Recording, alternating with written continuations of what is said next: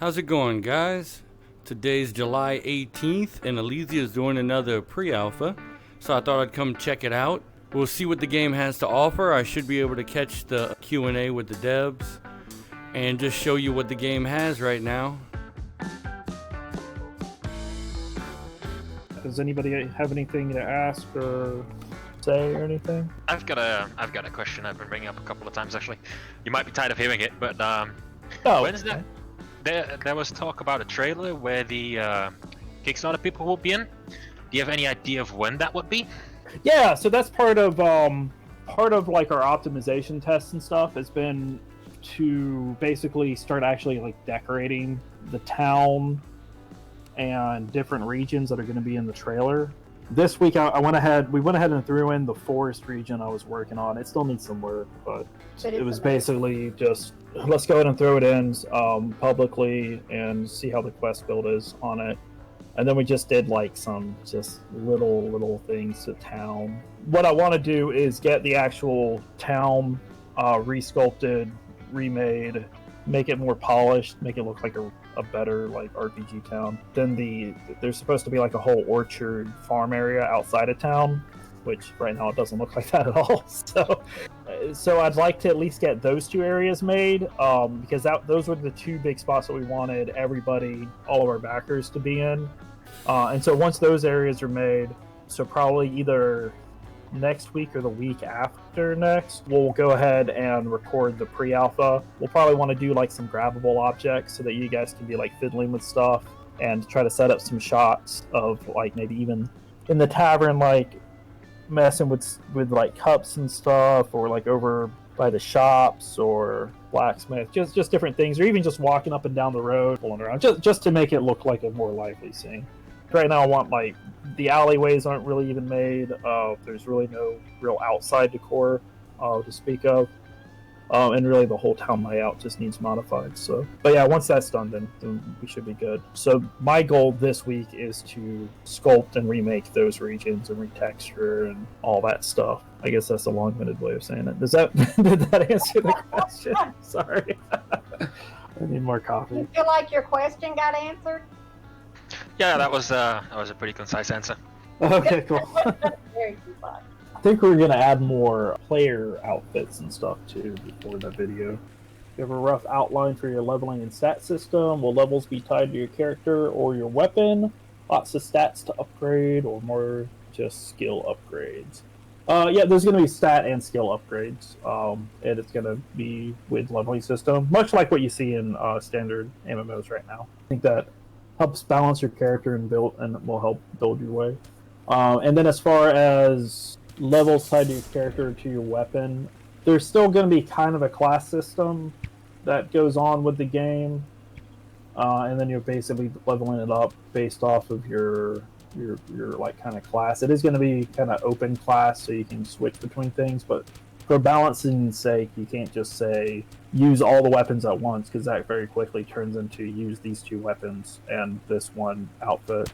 If you do something like that, it quickly breaks your game, and we're not trying to break your game before it even comes out. And I think also ultimately for running raids and dungeons. Yeah, but you need your holy trinity you always do need for those type of dungeons to work. I mean, It's true with tabletop games, it's true with board games, and it's true with video games. If you don't have that, then there's always just like one overpowered class. What will the max party size be in the overworld? What is the max party size for your biggest raids? That hasn't been decided yet. Probably going to be pretty standard party size though, with standard raid size. So probably 4 party size, and raid groups probably going to be like 8 or 10. But we'll work on that. That's going to be more balancing in public. That's probably going to be more in our alpha. Right now we're just in pre-alpha. But the pre-alpha has been really helping, because we thought we were a little bit more stable than we ended up being. Of course, we have been rewriting a lot of back-end code in the name of optimization. So some stuff has been rewritten from scratch several times now. Let's see. Will we see our first NPCs and maybe even quests before Kickstarter? I have been pushing for that. I have been literally yelling about that. Because yes, I think you guys should be able to see that.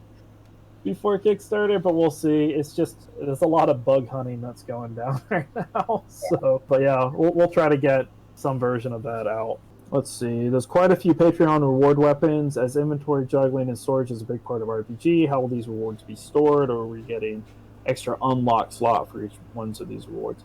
So basically, you're going to have like kind of a skinning system with Transmog, and that's what these Patreon weapons are. They're going to be Transmog stuff, and so you're not going to have to worry about inventory juggling with them and stuff. Plus, there is going to be like player housing and personal inventory banks, stuff like that.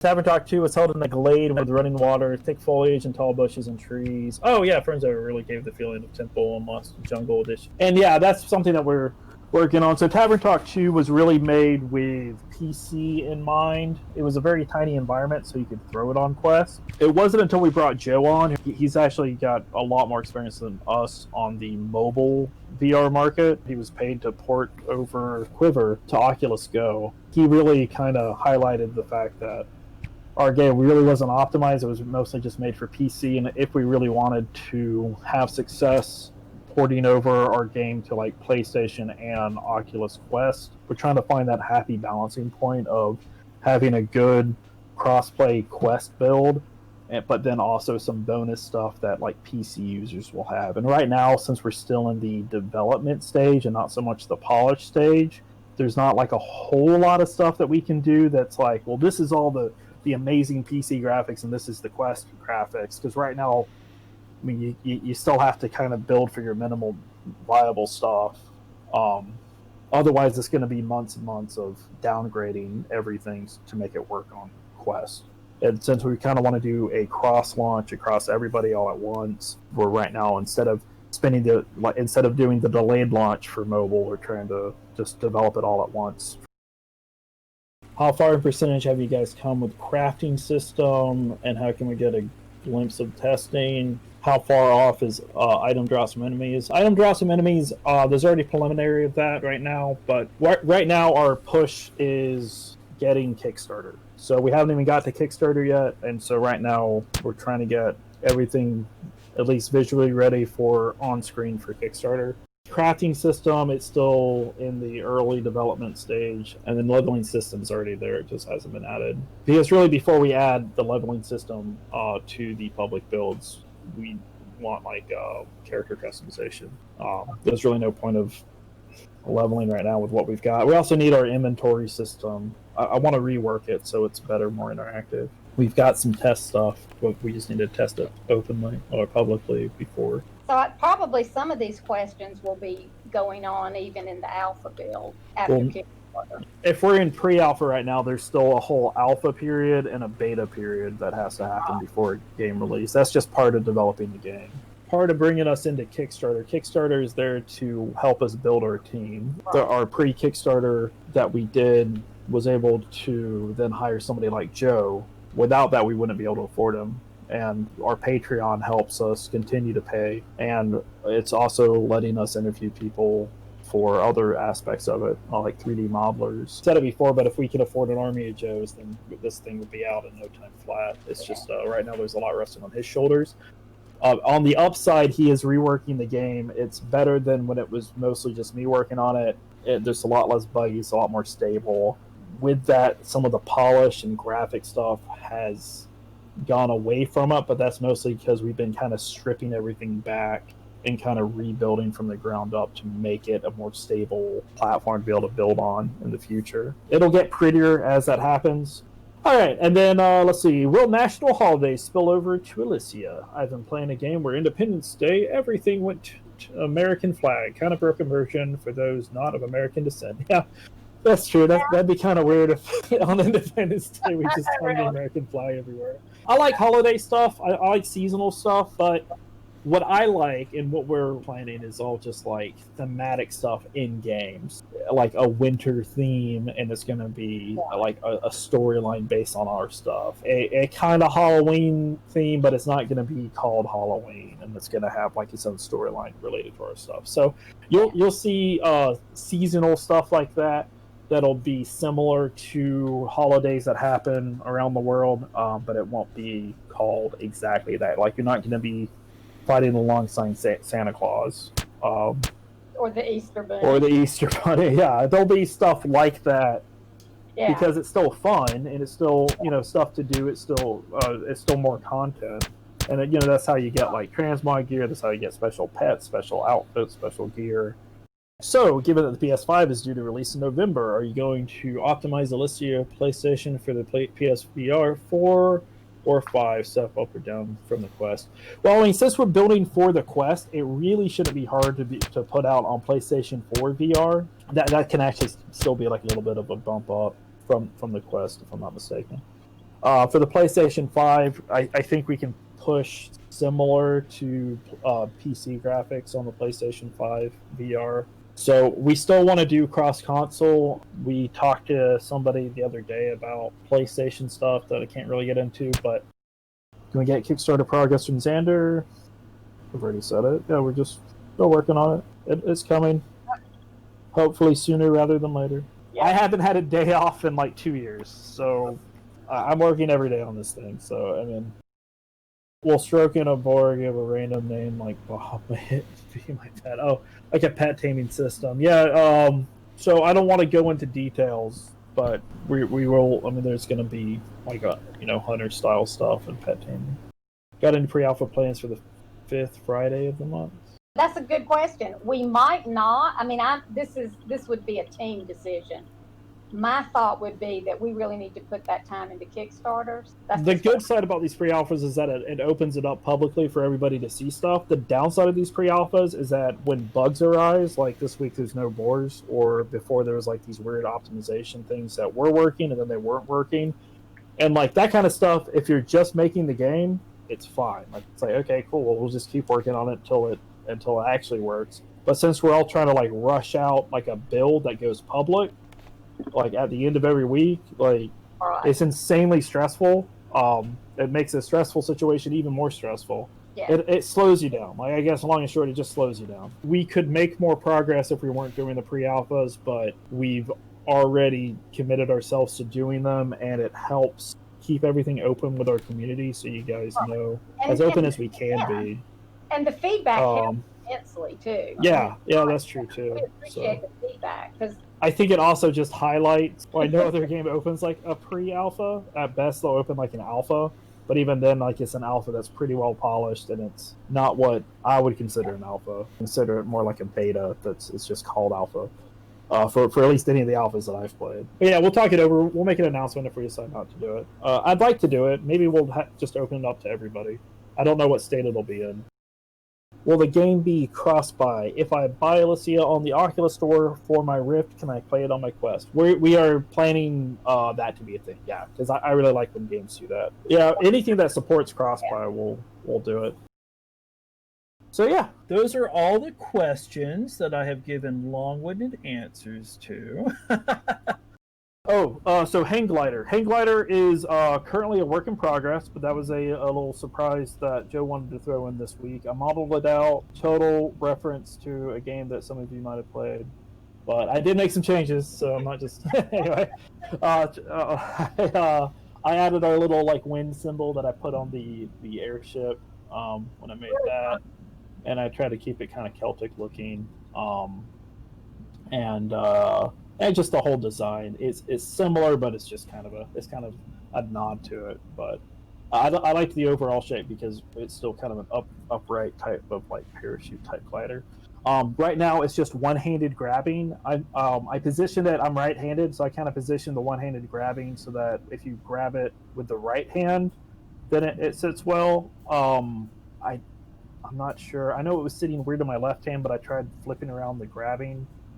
I just don't remember if I've tested it yet. We should have two-handed grabbing on it by next week. I think Joe said that he was going to try to get working. The big end is the forward end. Just it's a bird symbol that I put on the back, so it's like a little eagle. I'm calling it the falcon. And then to use it, you just kind of position forward the way that you want to go while you're drifting down, and then back if you want to go backward. Yeah, you just kind of move your hand around. I think it's pretty cool. I think he did a great job, especially for first pass.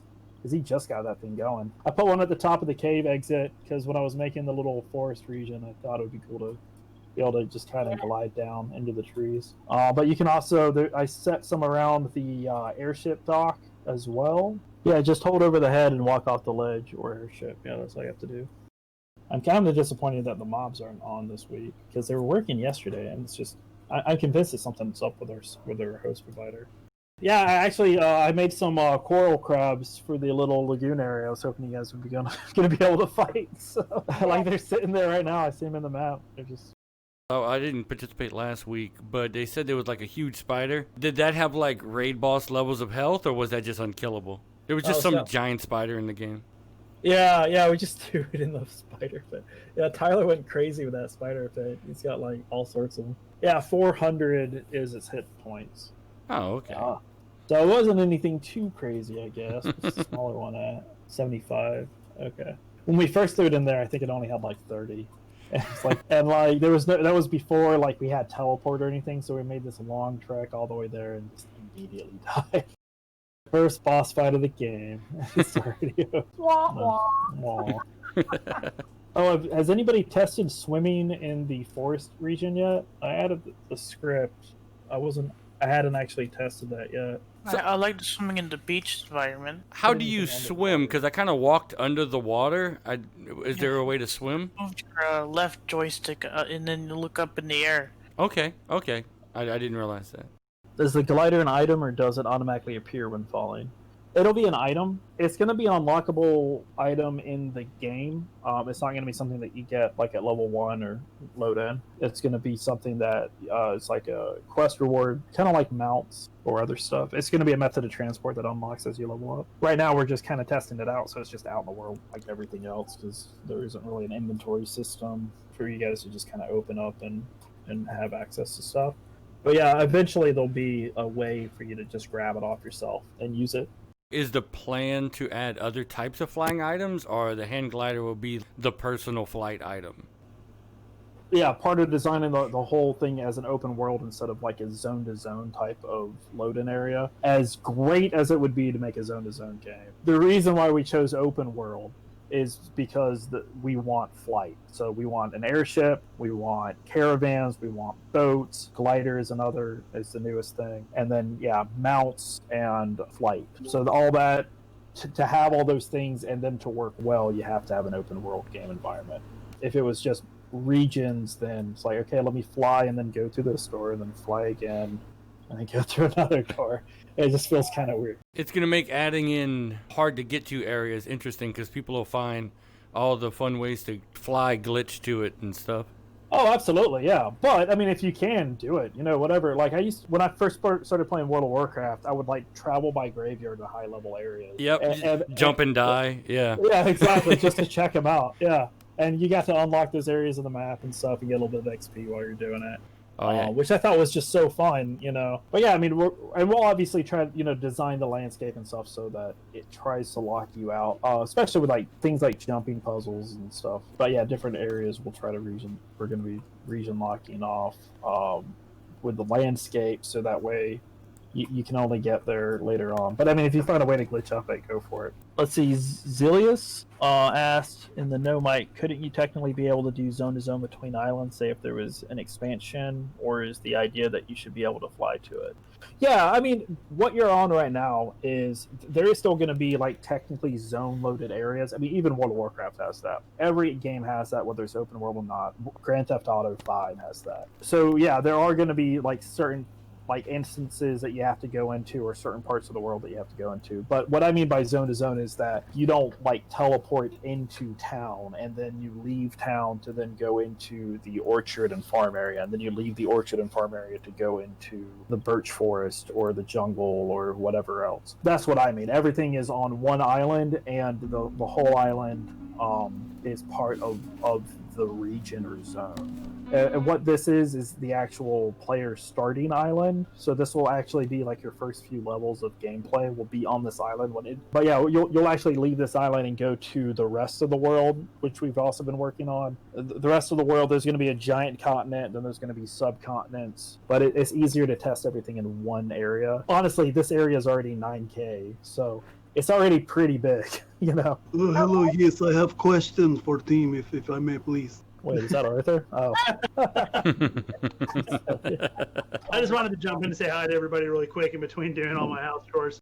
As just a person who plays a lot of VR MMOs, I noticed they lay out a lot of worlds similar to how they lay out regular MMOs, where you're in third person and you're probably running at much faster what is normal human movement. I feel like too many VR games are putting things too far apart, where there's just a lot of needless running, where tight areas where buildings are tight together and a lot's going on, like it feels more natural than more things, full. Exactly. Thank you. That's exactly that, and that's why I was saying, like, I need to completely remake this town. We kind of laid it out traditionally like a farm town, right? And that's exactly how we were feeling, is that in game it felt like everything was miles apart. So if you go to the forest zone right now, and not the bridges, but like actually down on the ground, everything is very tightly together. There's like sharp little cliff sides and bumps up and down, and that is me trying to get a better feel for sculpting out terrain properly for VR, especially since we have climbing. Our world feels very much more like a No Man's Sky, like Infinite Runner type of environment, and really it needs to, and that's something too that I was realizing with draw distance. The only reason why people are thinking, oh well, I need like 1,000 view distance, even though most games don't have that, it's because, well, really our world is so empty right now that there's nothing to look at. So of course I want to see 10 miles away because there might be something over there. But then if you actually go into a smaller, close-knit region, like when I was sculpting the forest, I had my view distance set to 200, and it felt fine, like because everything was just right there in front of me. How far have you guys gotten with crafting and stuff? We have some experimental stuff that we've tried in our offline builds, but it's probably not going to be ready before alpha. But yeah, we've been looking at other games and like videos of tech demos that people have done. We want to do something unique instead of just like a copy-paste solution. I personally hate crafting in games, but I know that it's really important, and I know I see the value in it. I don't want to make something tedious for the sake of being tedious, and then whatever works, I want it to work well, especially for keeping everything private and secure for a player. Does that make sense? Because if you're crafting something in an MMO, you're crafting it for your personal character. You don't want somebody to be able to potentially run by and grab it out of your inventory or out of your whatever you're crafting. Since it's VR, it definitely needs to be interactive. We would love to do like a whole cooking system. Like in Raccoon Lagoon, I love like being able to cook up different type of meals and stuff. Start cutting some vegetables. Yeah, and like, you know, we wanted to do food buffs and stuff in the game anyways. I would like that, since I have a cooking degree, just be cooking in VR. Yeah, I think part of it too is just we have one main programmer that can do more of that stuff than the rest of us. Like I can do some of it, but I'm not nearly as capable as Joe. I mean, that's just so many more years on me. It's important because we were also wanting people who wanted to be able to level up, not by necessarily running dungeons or other things, but by doing more lifestyle kind of things. Can we go on top of the mount in the horse stable? You will be at some point. I don't know before our Kickstarter video. I remember Denmo made a suggestion can he climb on the chicken? Your chicken is very popular. I've heard multiple people talk about that chicken. I forgot to dress it up. There, the actual pre-Kickstarter chicken reward, I forgot. I put like a little belt and like scrolls and stuff on it. It was one of those, just like, okay, let's quickly decorate this and then push it out, and it's like, I was kind of hoping to not show the mounts off until we had mount reading working cross network, but oh well. It's in there now, but yeah, we'll work on getting that done. We're just trying to get some other visual stuff working before we record the video. So what we feel weird about, like, I know that a lot of Kickstarter videos will just kind of like put out videos of like a bunch of concept clips of like, oh well, here's a spell casting, here's a mob, you know, doing this one thing, or, you know, here's a flyer out of an area. And we've done it in the past, but we feel weird going into Kickstarter with a pre-alpha active and putting in too much stuff that isn't just in the pre-alpha. I think that's what's kind of slowed us down realistically for actually making a Kickstarter launch already. An example of that is bow and arrows. Bow and arrows were very broken when we try to re-implement them into our new system with our new enemy AI and stuff. And then that took like another like week or so. We thought it was going to be like this couple hour thing, and it just turned into like just days worth of work. Do you have a philosophy on inventory? As in, do you believe like a weight system, or will it be a specific slot system? Right now, my initial thought is on it for first implementation is just a slot system. Later on, we may implement a weight system, but I mean, really, just having a certain amount of items on you is already going to be limiting. Well, and that, do you want a real limiting system? I've seen some games do where, you can only hold 6 or 7 things on you total. In other games, you can hold 50 things on you. Well, I mean, we're going for more of an MMO feel, so it's not going to be like an adventure RPG where it's like, here's these 7 slots, and now you have to do inventory management. Good. There's still probably going to be a level of inventory management with it, but we're thinking more like inventory slot progression as you level up, like most MMOs do. Yeah, get bigger bags. Yeah. Yeah, cool. and that just helps you because as you level up, you can craft more and then get more stuff. And whenever y'all finally have like dungeon area where you go for 2 or 3 hours, and you don't want to have to, I'm full. Well, I guess we're done for the night. Yeah, and there'll be other solutions for that as well that we'll introduce. Awesome. So, yeah. I know this is not on purpose, but you have an area where your water is like even with the land, and the waves roll over the land, and you see the waves come up. And it actually makes for a really cool experience because it looks like a tide coming in almost. And really? Yeah, because like these giant waves roll like out of the land and then come over you and then go back down. It actually like would be a neat, like if you were fighting a bunch of murlocs or unnamed fish people, like and having the tide roll over you. It actually makes for a neat experience. Just you're talking about, it's like a little dip, and so the water just appears, right?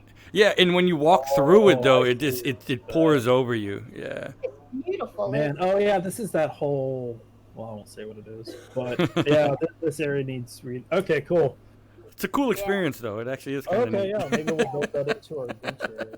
Yeah, that water's beautiful. But the water looks really terrific. It's real nice. I like the shades. Yeah, the water is very good. Once we get sound and everything, like the polishy part of it, I'm probably just going to live there. How about character HP?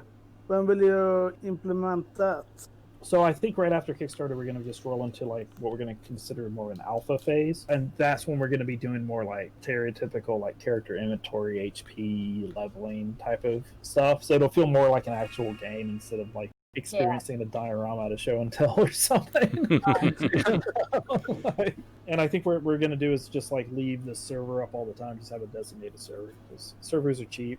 So that's awesome. That's the goal. Like we'll see what we end up doing. So the only thing I really didn't get to try, I think I've got to test out everything. Seen the cool pig fountain. What is that with a pan on it? Is that a pig with a pan on its head? It used to be a horse on this fountain. Oh. So it has apples. Roasted chicken, maybe? Oh, so maybe it's like a pig, and the apples are like put in its mouth. Did you get to try the glider? Yeah. Awesome. I'm still in Discord, ain't I? You are. Yes. Hello. Oh, I finally found a bow. Nice. Ow, I somehow shot an arrow got stuck, and now when I shoot arrows, it hits me in the face and it hurts me. That was different. I think if you pull it back too far, you'll just hit yourself. Oh, that's what's going on. I'm over pulling. There you go. All right. Well, I guess that's about everything that they have in the game right now, other than going into each building individually. Yeah, they don't have a whole lot of game yet. It's a lot of just environment and a couple of things to test. It's very much a pre-alpha, and they're just testing things out. This particular building reminds me very much of like some of the buildings in Stormwind from World of Warcraft. So they definitely have a very familiar art style, but I think they do a really good job of fulfilling it, right? Like it really gives you that early World of Warcraft feel. So yeah, I guess thanks for watching. Like and subscribe if you enjoyed the video and want to see more about Ilysia and any other VR MMO that's under construction. And until my next video, I hope to see you in the metaverse.